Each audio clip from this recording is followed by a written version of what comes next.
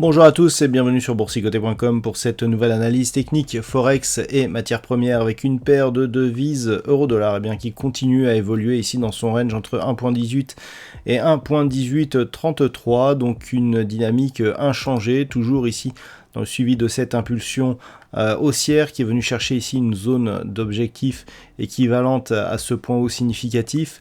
Phase de consolidation, ici on est venu tester la zone 50-61,8 et on se stabilise ici autour du retracement à 38,2% de Fibonacci. Donc ça reste plutôt haussier dans la tendance de fond avec une dynamique relativement affaiblie.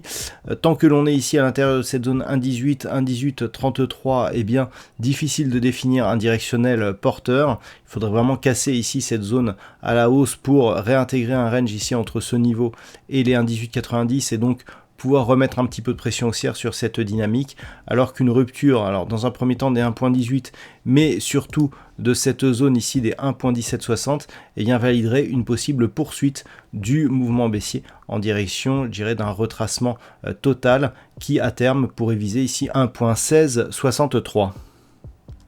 Sur la paire de devises livre sterling contre dollar américain, on est là aussi sur une neutralisation de tendance. On a respecté le range tel qu'il était tracé précédemment, à savoir ici une évolution entre 1.38 et 1.3880, ce range qui a défini, je dirais, cette zone de point haut et cette zone de point bas.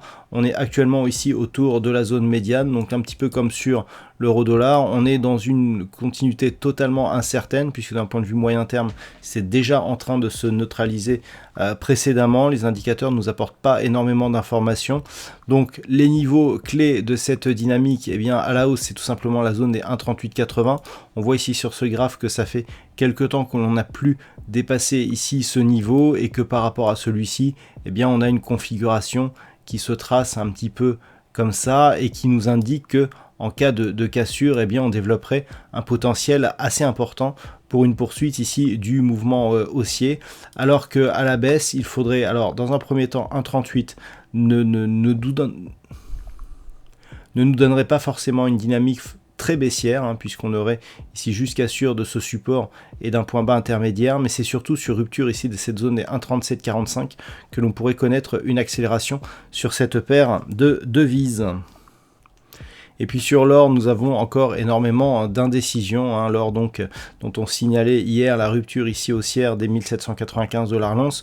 On est venu ici au contact de cette bande de Bollinger supérieure avant de revenir ici sur ce niveau de support qui ne s'est même pas imposé, enfin si juste ici sur cette première bougie, mais par la suite on est venu directement attaquer cette zone.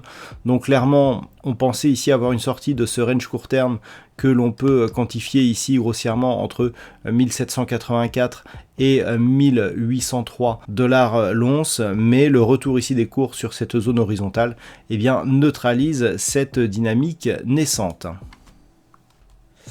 Et puis enfin sur le WTI, voici une cassure que l'on pressentait depuis un petit moment. Je vous disais ici que le fait que l'on teste ici cette zone des 70.40 eh bien était un signal qui allait plutôt ici dans le sens d'une reprise haussière. Regardez ici le contact sur la moyenne mobile 20 exponentielle qui a vraiment agi ici comme zone de support.